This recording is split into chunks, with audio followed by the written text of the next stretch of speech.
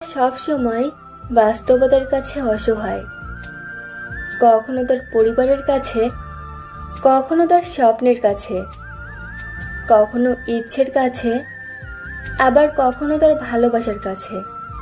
জানেন কি, একটা মেয়ে তার জীবনের প্রত্যেকটা সময় অন্যের জন্য বেঁচে থাকে। জন্মের পর বাবা মায়ের জন্যে, বিয়ের পর স্বামীর জন্যে, সন্তান হবার পর সন্তানের জন্যে। তার জীবনে কোনো চাওয়া পাওয়া থাকে না।